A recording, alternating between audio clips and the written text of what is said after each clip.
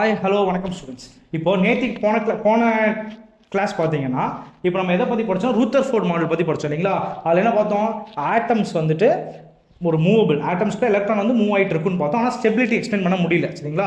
இப்போது அதை over come பண்ணுற மாதிரி போர் அப்படிங்கிறவர் என்ன பண்ணுறாருன்னா, ஆட்டம் வந்து ஸ்டேபிள் தான் ஓகேவா. நம்ம போன ரூதர்ஃபோர்ட் மாடல் என்ன பார்த்தோம் ஆக்சுவலி? ஸோ இப்போ இந்த நம்ம வந்து எலக்ட்ரான்ஸ் வந்து மூவ் ஆகிட்டே இருக்கும், மூவ் ஆகி ஸ்பைரல் ஷேப்பில் வந்து நியூக்ளியஸ்குள்ளே உள்ளே விழுந்துருன்னு பார்த்தோம் கரெக்டாக இல்லையா? ஸோ இப்போ இதை ஓவர் கம் பண்ணி இது ஸ்டேபிளாக இருக்கும் அப்படின்னு சொல்லி போருங்கிறவர் வந்து இதுக்கான எக்ஸ்ப்ளனேஷன் கொடுக்குறாரு. ஸோ என்னென்னு பார்ப்போமா? In order to overcome the limitations of Rutherford. So இப்போ ரூதர்ஃபோர்டை அவங்களோட வந்து ஓவர் கம் பண்ணி இந்த ஸ்டெபிலிட்டி பற்றி இவர் ப்ரூவ் பண்ணுறாங்க. ஃபர்ஸ்ட் ஒரு ஹைட்ரஜன் ஆட்டம் எடுத்துக்கிறாங்க. இந்த ஹைட்ரஜன் ஆட்டம் வச்சு போர்ஸ் ஆட்டம் மாடல்னு ஒரு கிரியேட் பண்ணுறாரு சரிங்களா? இப்போ போனதில் என்ன பார்த்தோம்? கண்டினியூஸ் ஸ்பெக்ட்ரம் தான் வரும்னு சொல்லி நம்ம எதிர்பார்த்தோம் இல்லைங்களா? எக்ஸ்பெக்ட் பண்ணோம். பட் ஆனால் அப்சர்வ் பார்த்தீங்கன்னா என்ன, உங்களுக்கு லைன் ஸ்பெக்ட்ரம் தான் வந்துருக்கு. அப்போ அந்த லைன் ஸ்பெக்ட்ரம் வந்து போர்ஸ் ஆட்டம் மாடல் எப்படி லைன் ஸ்பெக்ட்ரம் வந்துச்சு இதெல்லாம் வந்து இதில் பார்க்க போகிறோம் ஓகேங்களா? இப்போ இங்கே பாருங்க, இந்த line spectrum of hydrogen atom. இப்போ இங்கே ஒரு ப்ளூ கலர் ஒரு டாட், ரெட் கலர் ஒன்று இருக்கு இல்லைங்களா? ஸோ இதெல்லாம் வந்து என்னன்னா ஒரு எனர்ஜி லெவல்ஸ் ஆஃப் ஆட்டம் ஓகேவா? ஸோ இதெல்லாம் என்னன்னு சொல்லி எக்ஸ்பிளைன் பண்ணுற பார்ப்போம் ஓகேவா?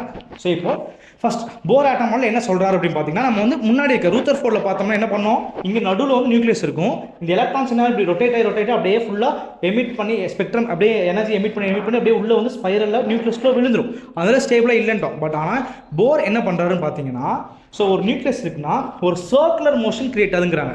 அது வந்து ஸ்பைரல் மோஷன்ஸ் இருந்து இது சர்க்குலர், இப்போ ஒரு ஸ்டேஷனரி ஆர்பிட்னு சொல்லி சொல்கிறார். அப்போ இந்த கே செல், இது எல் செல், இது எம் செல், என் செல்.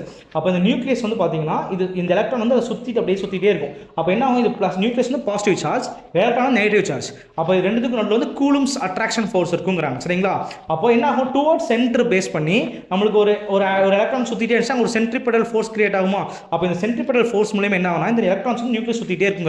அப்போ ஒரே சர்க்குலர் மோஷனில் சுற்றும். இது மேலேயும் போகாது கீழே போகாது. ஸோ எப்போ இது மேலே போகும் கீழே போகும்னு பார்த்தீங்கன்னா, இன்கேஸ் இப்போ இந்த எலக்ட்ரான்ஸ் வந்து ரிவால்வ் ஆகிட்டு இருக்கு இல்லைங்களா? ஸோ இது ஃபர்ஸ்ட் ஆக்சுவலி வந்து என்ன சொல்றாருன்னா, இது இந்த கூலும்ஸ் ஃபோர்ஸ் ஆஃப் அட்ராக்ஷனால சர்க்குலர் மோஷனில் இருக்குன்னு சொல்லி சொல்றாங்க. இப்போ நெக்ஸ்ட் பார்த்தீங்கன்னா, நெக்ஸ்ட் என்ன சொல்ல வராருன்னு பார்த்தீங்கன்னா, இப்போ இங்கே வந்து இப்போ இது வந்து பார்த்தீங்கன்னா ஃபர்ஸ்ட் செல் இருக்கா, கே செல் படிச்சோமா, இது n = 1. அடுத்து எல் செல் படிச்சோமா, அது n = 3. இந்த மாதிரி ஒரு எனர்ஜி லெவல் அப்படியே போயிட்டே இன்க்ரீஸ் ஆகிட்டே போயிட்டு இருக்கு சரிங்களா?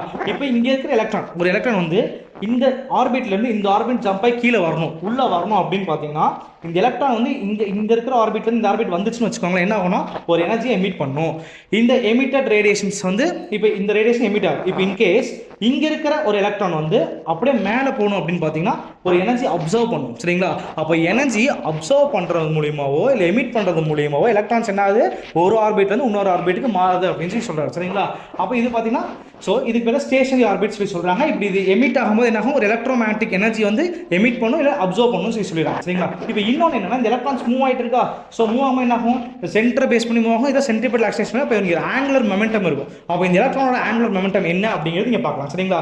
ஸோ இப்போ the angular momentum of electron is this stationary orbits is quantized, that is it can be written the intervals of multiple of h/2π ன்னு சொல்றாங்க.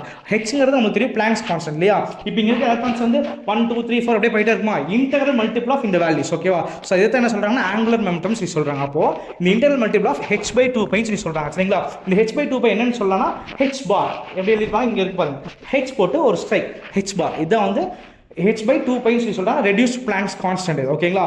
இப்போ இந்த எலக்ட்ரானுக்கு ஒரு ஆங்குலர் மொமெண்டம் இருக்கும். அந்த ஆங்குலர் மொமெண்டம் என்ன ஆகும்னு பார்த்தீங்கன்னா எதுக்கு ஈக்குவலாக இருக்குன்னு பார்த்தீங்கன்னா integral multiple of reduced Planck's constant. அப்போ என்ன சொல்லலாம்? இது வந்து ஆங்குலர் மொமெண்டம் எல் ஓகேவா? Integral multiple of n number of terms இருக்கா, 1 2 3 4, அதுக்கு என்ன வச்சுக்கலாமா? அப்போ ரெடியூஸ்ட் பிளாங்க்ஸ் h பார் எடுத்துக்கலாமா? இந்த h பாரோட வேல்யூ தான் என்ன படிச்சிருக்கீங்க? h/2π படிச்சிருக்கோம் இல்லைங்களா? இப்போ நெக்ஸ்ட் பார்த்தீங்கன்னா நம்மளுக்கு ஸோ இப்போ குவாண்டம் மெக்கானிக்ஸ் படி பார்த்தீங்கன்னா டி ப்ராக்லிங்கிற ஒரு என்ன சொல்லியிருக்காருன்னா, ஒரு எலக்ட்ரான் வந்து டியூவல் நேச்சர் இருக்குங்கிறாங்க. ஒன்று வந்து என்ன பார்ட்டிகல் நேச்சர், ஒன்று வந்து வேவ் நேச்சர் சரிங்களா? அப்போ இவர் என்ன ப்ரப்போஸ் பண்ணுறாருன்னா, ஒரு circumference circular motion circumference 2πr தான் நம்மளுக்கு தெரியும் இல்லையா?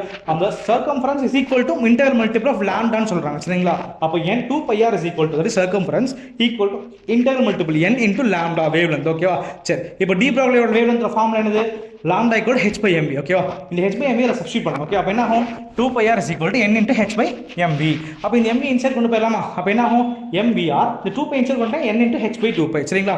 mvr வந்து ஆல்ரெடி நமக்கு தெரியும், இது ஒரு ஆங்குலர் மொமெண்டம். அப்ப l is equal to mvr equal to nh/2π. So அப்ப l is equal to nh bar னு சொல்லலாம், l equal to mvr னு சொல்லலாம். அப்ப ஆங்குலர் மொமெண்டமோட ஈக்குவேஷன் கண்டுபிடிச்சிருக்கோம். அப்ப l equal to nh bar னு சொல்லி சொல்றாங்க. இப்போ நெக்ஸ்ட் பாத்தீங்கன்னா, இப்போ எலக்ட்ரான் என்ன ஆச்சு? நம்ம சொன்ன ஒரு ஆர்பிட் இருக்கா, ஒரு ஆர்பிட்ல இருந்து இன்னொரு ஆர்பிட் வந்தாலோ இல்ல இன்னும் இந்த கீழ எலக்ட்ரான் ஆர்பிட் மேலே போனாலும் எனர்ஜி என்ன ஆகும், அப்சர்வ் ஆகும் இல்லை எமிட் ஆகும். கரெக்டாக நீங்கள் பாருங்க, இப்போ இது லோயர் எனர்ஜி ஸ்டேட் இனிஷியல், இது ஃபைனல் மேலே. இப்போ எனர்ஜி அப்சர்வ் ஆகுதா இங்கே எலக்ட்ரான் எனர்ஜி அப்சர்வ் பண்ணோன்னு இது என்ன எடுத்து இங்கேருந்து மேலே ஸ்டேட்டுக்கு போயிடுது. திருப்பி இந்த மேலே ஸ்டேட்டில் இருக்கிற இந்த எலக்ட்ரான் வந்து கீழே இருக்கிற எனர்ஜி லெவல் பண்ணிச்சுன்னா எனர்ஜியை எமிட் பண்ணுது. ஸோ இவ்வளோ தான் இந்த இதோட கான்செப்ட். சரிங்களா? இப்போ சேஞ்ச் இன் எனர்ஜி அர்த்தம் எனர்ஜி அப்சர்வ் பண்ணால் லோயர் எனர்ஜிலேருந்து ஹையர் எனர்ஜி போகுது, திருப்பி எனர்ஜி ரிலீஸ் பண்ணால் ஹையர் எனர்ஜி லோயர் எனர்ஜி வருது இல்லையா? ஸோ அப்போ ஃபைனல் மைனஸ் இனிஷியல் இதான் சேஞ்ச் இன் எனர்ஜி சொல்கிறாங்க.